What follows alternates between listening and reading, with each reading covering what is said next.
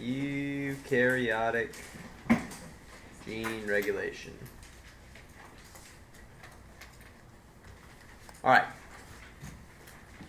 So the first thing is to know that every single step in protein synthesis can be regulated in eukaryotes. So if you think about this from the top, we're going to start with those transcriptional controls, because that's the first stage in protein synthesis.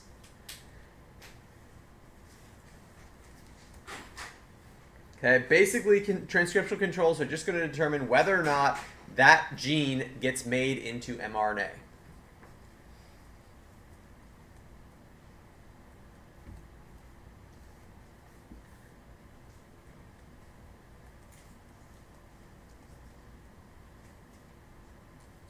Controls whether a gene is transcribed into mRNA.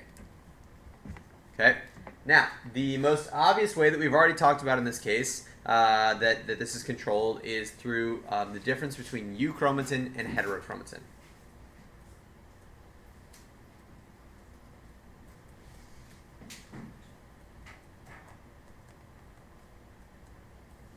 Now, I say there's a lot of steps to eukaryotic gene regulation, but this is like 90% of it right here. Euchromatin versus heterochromatin. Which parts have the promoters available for transcription and which parts don't have the promoters available for transcription. Euchromatin is going to be less tightly packed. It's going to be nice and loose, and therefore the promoters are going to be available to be attached to by the RNA polymerase. And then in heterochromatin, everything's very tightly packed and therefore cannot be accessed by RNA polymerase. So let's talk about how this happens. How do they get attached? How do they get close together? Okay. The first thing that we're going to look at is modifications to histones. So histone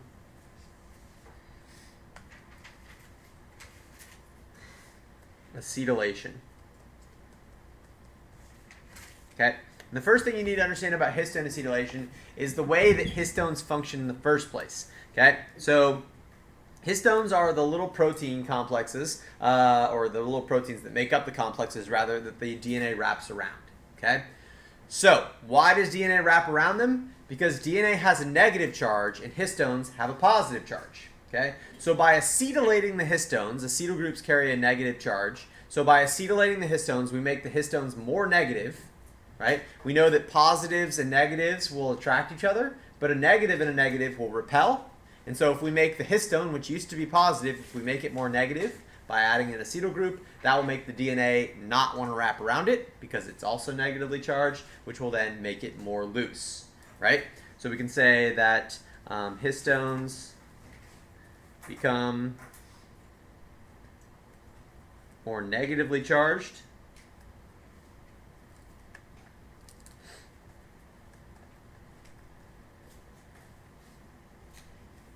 causing DNA to unwind. Okay, because it doesn't want to wrap around anymore because it's not as positively charged. Okay?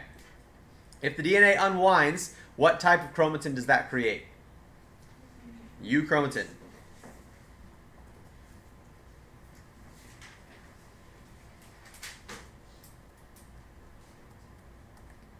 Okay? Then we have methylation. Okay, so methylation refers to the methylation of DNA or the methylation of histones. So we can say histone / DNA methylation.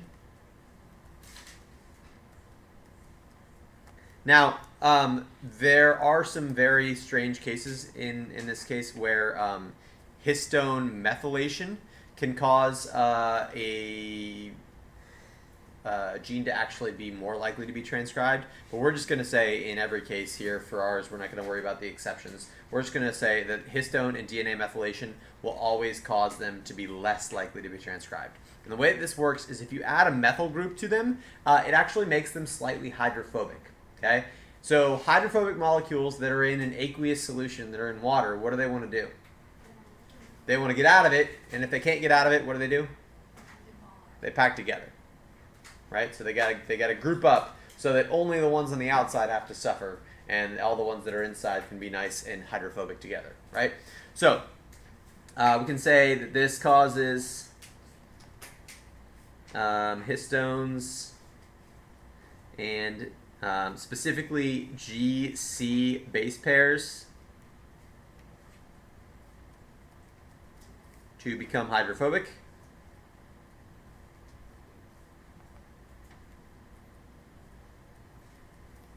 Forming dense clumps of DNA. Okay, what does this create? Type of chromatin? Heterochromatin.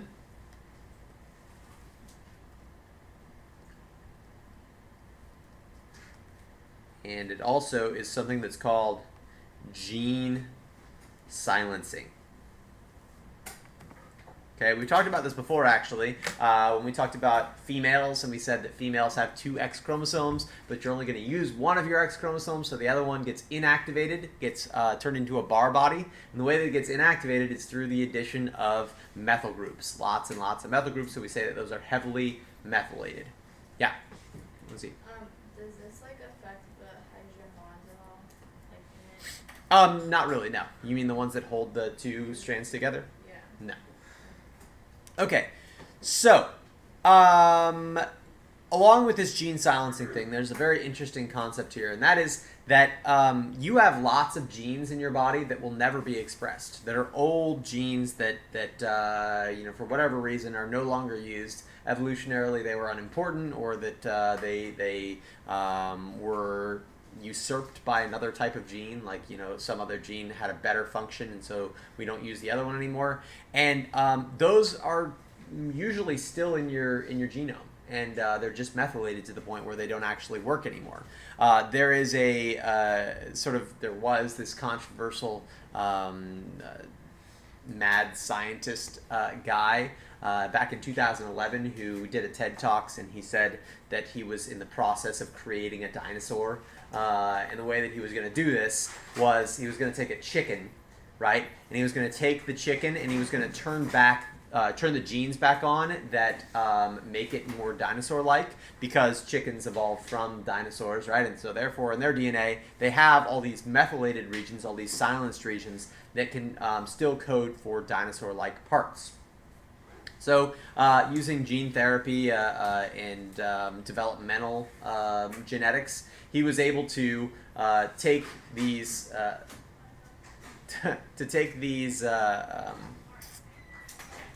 chickens and sort of modify them so that they looked more dinosaur-like.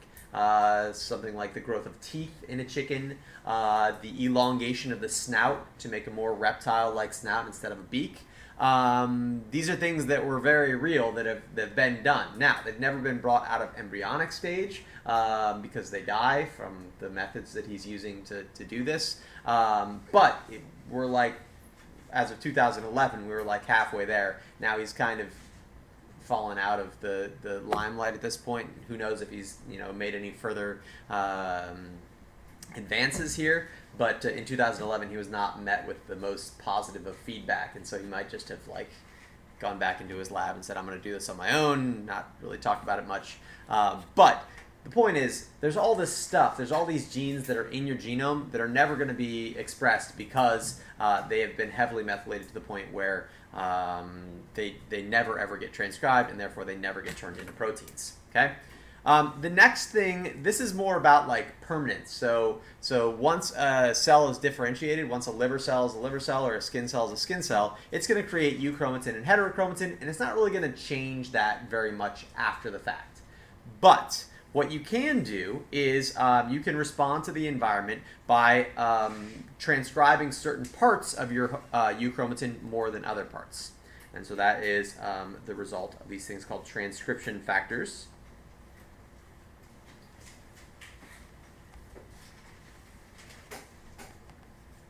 Transcription factors are essentially proteins that make RNA polymerase more likely to attach to a promoter.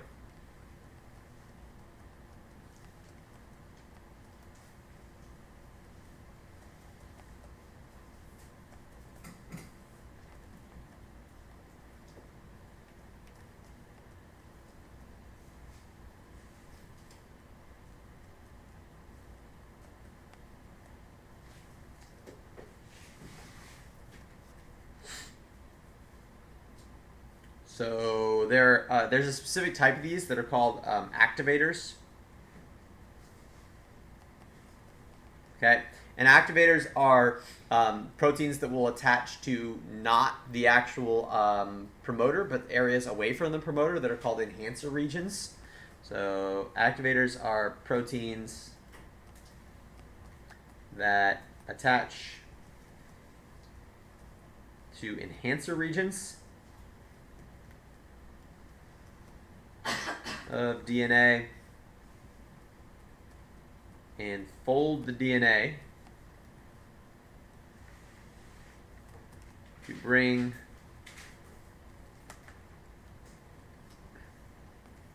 transcription factors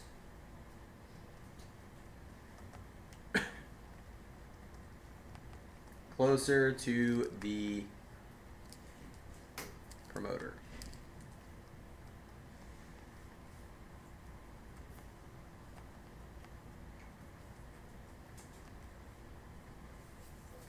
Just take a quick second here, and we will watch this little video here.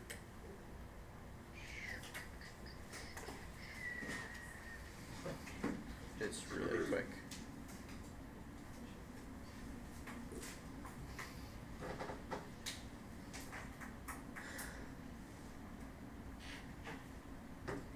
Oh, hang on, the sound's off. Must bind to the promoter. Most of the fine-tuning of gene expression occurs at the transcription level, making an RNA copy of a DNA sequence. Recall that to initiate transcription, an RNA polymerase must bind to the promoter region adjacent to a gene. This cannot occur without the help of specific protein transcription factors. Some transcription factors, called activators, bind to enhancer regions some distance from the gene. The DNA bends, bringing the activators closer to the gene, where the activators interact with other transcription factors and RNA polymerase to initiate transcription. So basically, these transcription factors will attach to regions of DNA. Sometimes those regions of DNA aren't that close to the actual promoter, and so the DNA has to be folded over so that all the transcription factors come together to allow the RNA polymerase to start transcribing, right? This is really a bad diagram because you know that this DNA should keep going up here. This isn't like a cut piece. This isn't like mRNA or anything. So that DNA should keep going up there. But anyways, all right. So let's talk about, let's say transcription has gone fine. Let's talk about after transcription. So post-transcriptional controls.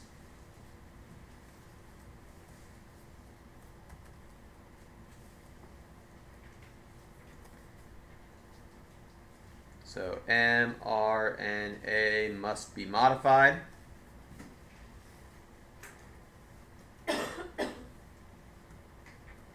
before leaving the nucleus.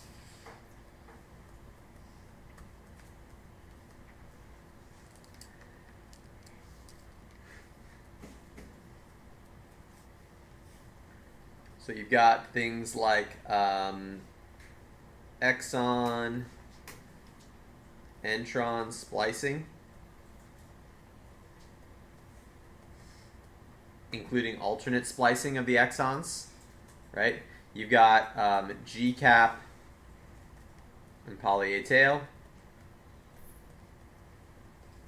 And that GCAP and poly A tail, those are going to control whether or not that thing actually gets to leave the nucleus.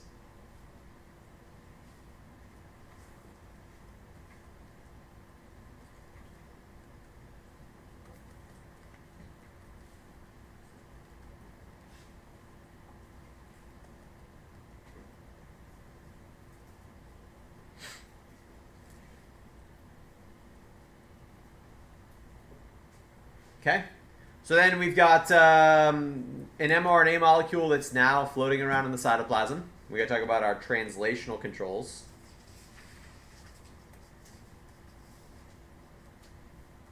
And the translational controls are going to control how long a protein can exist in the nucleus, or in the cytoplasm rather. Not a protein, but an mRNA, sorry. Controls how long mRNA can exist in the cytoplasm.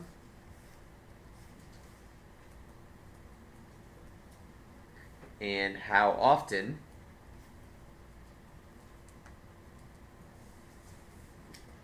it is made into a protein.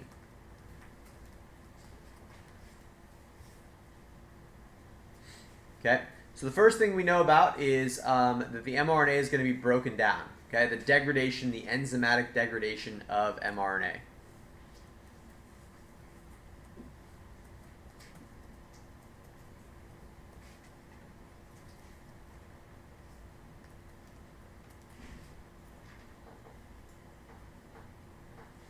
Okay, so enzymes are going to break it down. What things are going to stop the enzymes from being able to break it down? What part? The poly A tail. So the poly A tail and another part called the 3' UTR prevent degradation.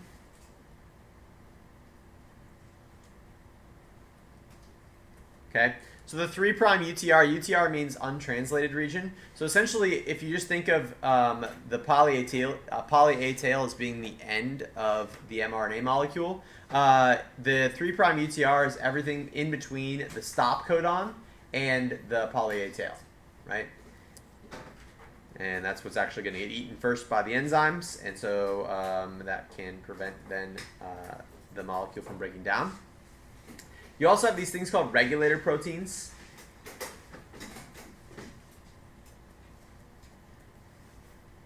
And regulator proteins are these proteins that will attach to the 5' end. So they attach either to the GCAP or to the 5' UTR. Attach to the GCAP and 5' UTR, so that's everything in between the GCAP and the start codon, and prevent ribosomes from attaching. So essentially they block the ability for a ribosome to attach to a certain mRNA molecule, and so they can stop a specific mRNA from being translated. Okay? And the last thing is the post-translational controls.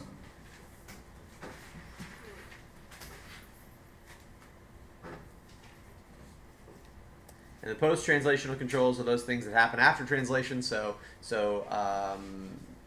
ribosome is attached. It's made a nice polypeptide of some kind. Now the things that have to happen to the polypeptide. Modifications to polypeptides.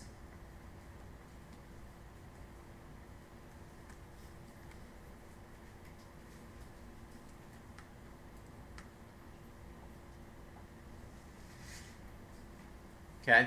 The first thing is cleavage. Means cutting the polypeptide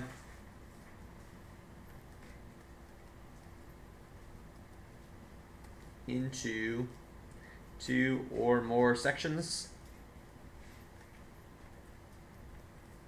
Cutting it into smaller sections does what to it?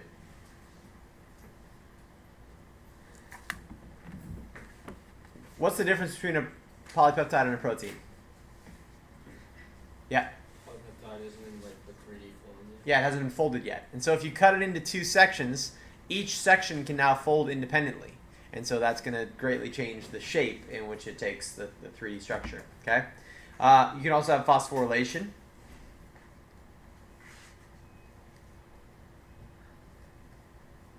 By ATP.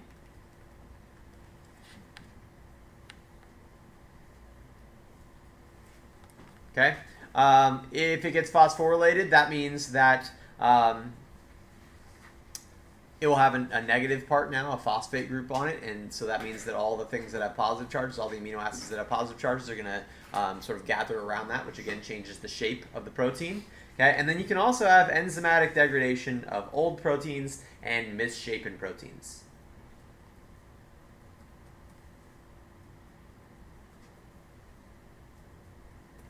We'll just say unneeded proteins, which could be old or non-functional.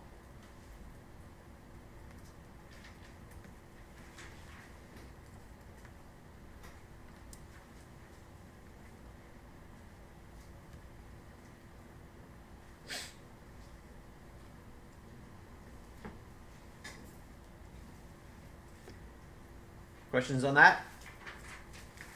Okay, we're going to do one more little animation thingy here.